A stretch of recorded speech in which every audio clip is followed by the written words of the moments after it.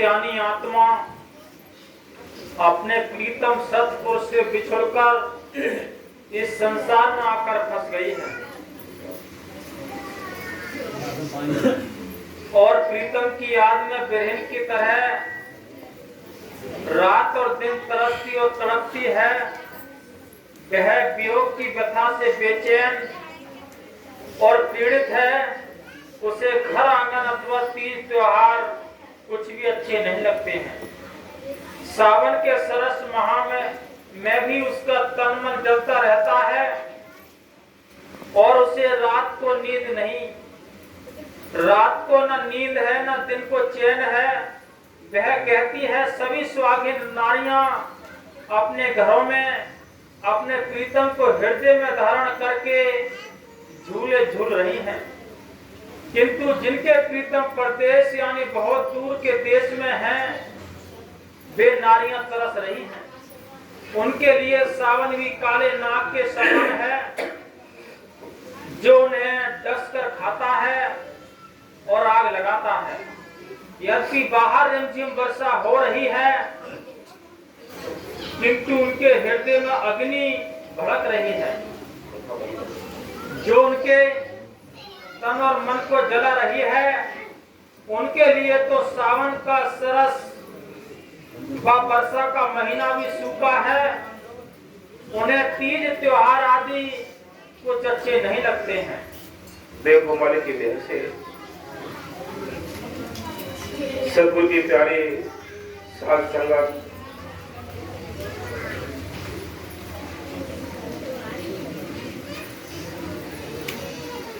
भक्ति का सार एक प्रेम है और बिना प्रेम की सीढ़ी के कोई उस मालिक के देश तक नहीं पहुंचा है।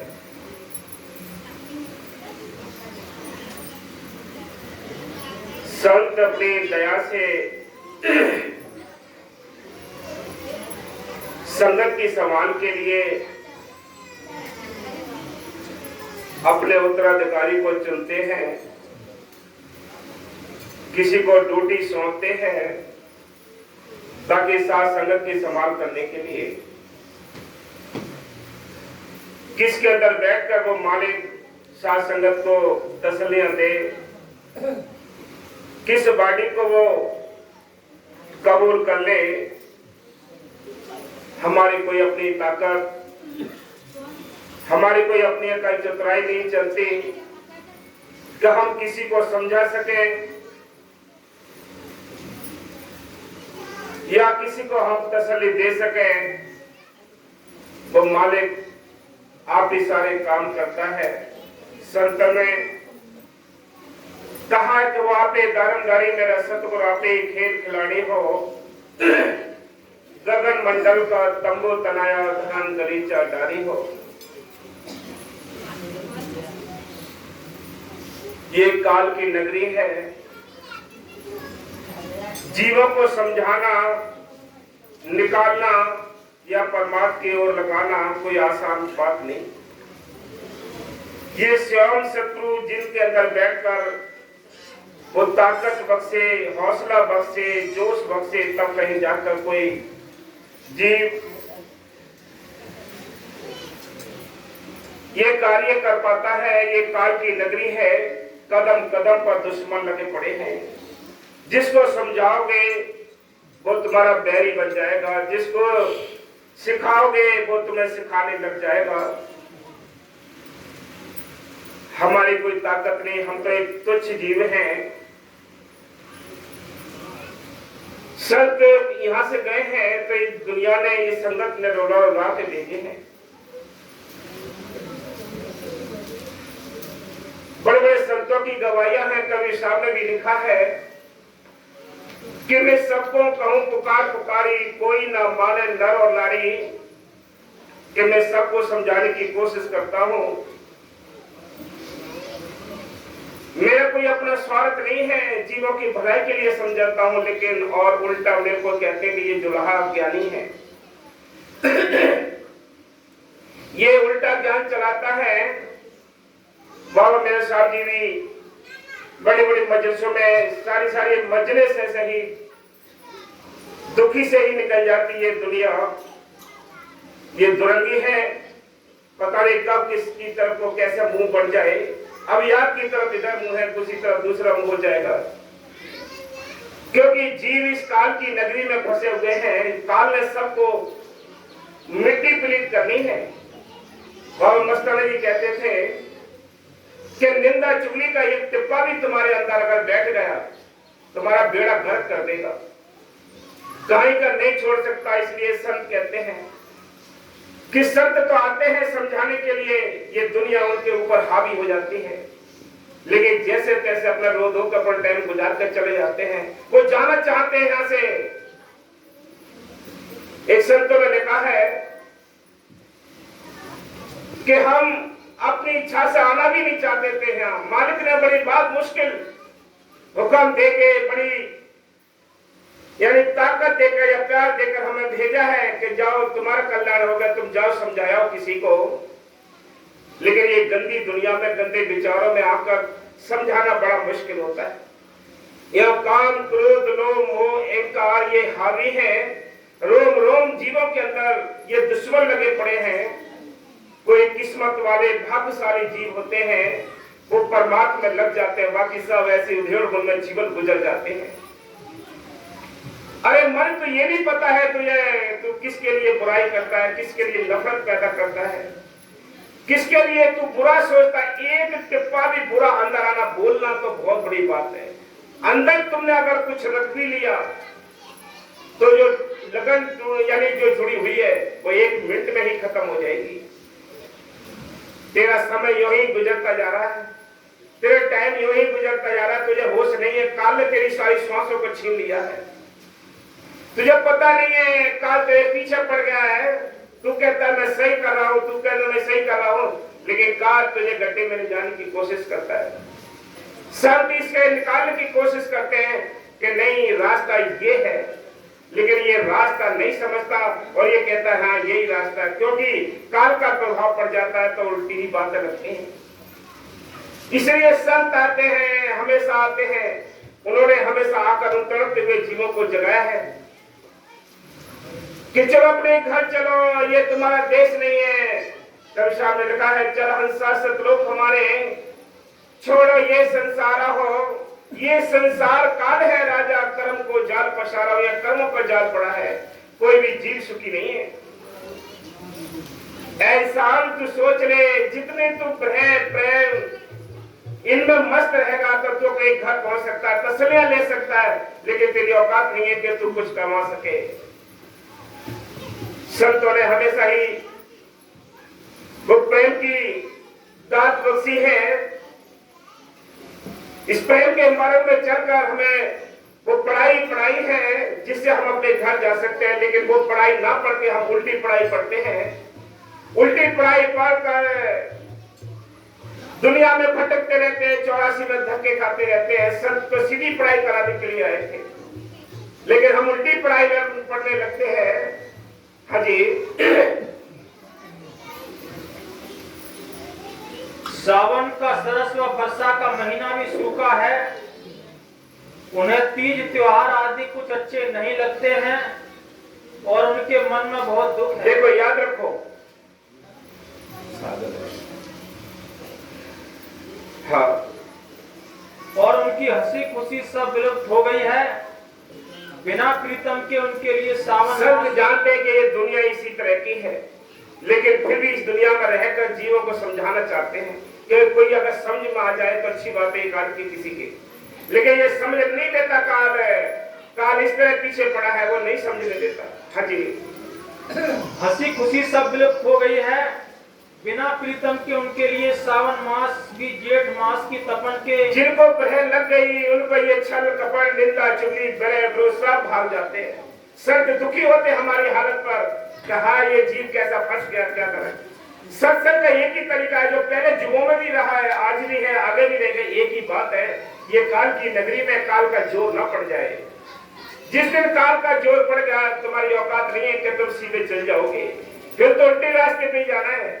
हम कहेंगे भी हमें जाना है दिल्ली, कोई कहते कि दिल्ली जाना है आपको, वापसी इधर बरेलियों पे जाना है तो मंजिल दूर हो जाएगी, हम अपने घर नहीं पहुंच सकते। इसलिए संत कहते हैं कि वो सीधी पढ़ाई पढ़ाने के लिए संत आते हैं, कहते हैं अपने घर चलो, ये तुम्हारा देश नहीं, ये तुम्हारा घर नहीं है, तुम्हारा घर तो कोई और है। जिस देश से तुम आए हो, हमारे से वादा करके आए हो, उस घर के लिए चलना चाहिए। लेकिन इस देश से वो काल निकलने नहीं देता। कैसे नहीं निकलने देता? उसने इन जीवों को फंसाने के लिए, देखो हमारी कोई ताकत नहीं कि हम निकल सके। काल ने बड़े सुंदर तरीके से खूंटे गाड़ रखे हैं ताकि कोई जीव अपने घर ना जा सके। उसने बड़े अच्छी तरह से पहरेदार लगा रखे हैं ताकि कोई जीव अपने घर ना जाए, अपने घर ना पहुंचे। इसलिए संत कहते हैं ये दुनिया काल की नगरी है, यहाँ कोई भी जीव सुखी नहीं है। सुखी कौन है? जिनका ख्याल मालिक को जुड़ा है, जो अपने घर गृहस्थी के काम काज कर गए, जिनका ध्यान मालिक को लगा है, वही सुखी है, वही सफल होंगे। बाकी सभी 84 की चक्कर की एक चक्की में पिसते रहेंगे। नाम तो मिल जाएगा, लेकिन नाम मिलने से ये नहीं है कि हम तर जाएंगे। नाम मिलने का मतलब है कि संतों के उपदेश पर चलना, ये सीधा अपने घर चलना है। अगर इस रास्ते को छोड़कर भटक गए तो इस काल की चक्की में पिसना है, आटा बनना पड़ेगा। हाँ जी। जीव जले पे अग्नि में क्यों कर शीतल होए, बिन वर्षा पिया बचन के गए तरावत खोए। देखो याद रखना, अपने आप प्रैक्टिकल कर लेना। जब तुम्हारे अंदर प्यार होगा तो एक वचन बड़ा मीठा लगेगा, रोंगटे खड़े हो जाएंगे एक एक वचन से। जब तुम्हारे अंदर से प्यार खत्म होगा और निंदा चुगली बैर बोल जाएंगे तो वचन जहर के समान कड़वे लगेंगे। ये अपने गलबान में झांक कर देख लेना, प्रैक्टिकल कर लेना। इसलिए वचन जब ही अच्छे लगेंगे जब तुम्हारे अंदर प्यार होगा। हाँ जी। जो जीव ब्रह की अग्नि में जलते रहते भाई हैं, सत्संग तो संत करते हैं, परम संत करते हैं सत्संग। हम तो आपको वो ट्यूशन पढ़ाते हैं, जो संतों ने आपको पढ़ाया उसको याद कराते हैं। इसलिए हमारी कोई औकात नहीं है कि हम सत्संग कर सके। जो संतों ने बताया आप सबको उसको याद दिलाने के लिए काम करते हैं, बाकी और कोई काम हमारा नहीं। हाँ जी। जो जीव ब्रह की अग्नि में जलते रहते हैं, जो ब्रह की अग्नि में जलते हैं, काल ने तो अपना जाल बिछाना है, दयाल ने अपना काम करना है। याद रखो, दयाल अपना काम करता है, निकालने के काम करता है। काल अपना काम करता है, वो क्या करता है? वो जाल बिछाता है। इसलिए ये मेरे जीव जितने इस मेरे देश में ये फंस जाए, मैं इनको चबा जाऊं। उसने क्या क्या किया है? जार बार भस्मी कर डाला तो फिर दे अवतारा हो। क्या वो इन अवतारों को नहीं छोड़ सके उन्होंने, तो हमारी क्या औकात है? अवतार भी उसके अधीन रहे हैं। हम कौन सी खेत की मूली हैं? अगर संतों की दया है, संतों की कृपा है आपके ऊपर, तो इस दुनिया से सफल हो सकते हो। नहीं, किसी की औकात नहीं है कोई अपने घर जा सके, कुछ दे सके। तुम्हें भरमाए देगा काल। काल कैसे जाल बिछाता है? अगर सोचो कि अगर ये आप सोचो, अभी एक मोबाइल में वचन आया था, डेरे की तरफ से ये आया था कि आप ये सोचते हैं कि हमारे घर के काम बहुत अच्छी तरह से चलते हैं, यानी पढ़ा भी होगा प्रेमियों ने। क्या आप ये सोचते हैं कि हमारे भजन सुमरन सेवा करने से हमारे घर गृहस्थी के काम बहुत अच्छे चल रहे हैं, हम पैसा बहुत कमा रहे हैं, या हमारे ऊपर बहुत दया है? लेकिन याद रखना, ये धोखा है। जब काल जीव को कोई हथियार नहीं चलता है तो काल क्या करता है? ये जाल बिछाता है कि काम धंधे में ऐसा उलझा देगा, पैसे में ऐसा उलझा देगा, टाइम में ऐसा उलझा देगा कि आपको पता ही नहीं पड़ेगा कि हम कहां जा रहे हैं, क्या कर रहे हैं। तो लिखा है कि आपकी तरक्की, आपका पैसा आना, घर में काम बिजी ज्यादा होना, ये अगर कोई ये काल का धोखा है। काल तुम्हें उलझा रहा है, जाल बिछा दिया उसने फंसाने के लिए। फिर क्या कहोगे आप? बहुत देर टाइम निकाला था, क्या करें, टाइम ही नहीं निकला। बहुत देर कोशिश करी आने की, कोई टाइम ही नहीं निकला। यही अंदर से बोलना पड़ेगा, यही करना पड़ेगा। तो इसके बारे में संतों ने लिखा है कि सुख के माथे सिल पड़े जो नाम हृदय से जाए, बड़े हारी बात दुख का जो पल पर नाम रटाए। कि गनीमत है उस दुख के लिए कि मालिक सुबह शाम याद आता है, उसकी याद में बैठ जाते हैं, उसे फरियाद कर लेते हैं, बेनती कर लेते हैं कि मालिक तूने ये दुख दिया है, अच्छी बात है। फरियाद करते हैं, लेकिन सुख आ जाता है तो भूल जाते हैं कि ये बिल्डिंग बना रहे हैं, जमीन खरीद रहे हैं, ये काम कर रहे हैं, ये काम कर रहे हैं, टाइम नहीं मिलेगा। ऐसे लिखा है परम संतों ने कि सुख के माथे सिर पड़े, जो नाम हृदय से जाए, बलिहारी का दुख का जो पल पल नाम रखा है, कि उस दुख के लिए बलिहारी है जो पल पल उठते बैठते मालिक याद आता है। आप ये सोचते हम घर बैठे नाम जप लेंगे, साथ संगत में सतगुरु रहता है, याद रखना। साध संगत में सतगुरु रहता है।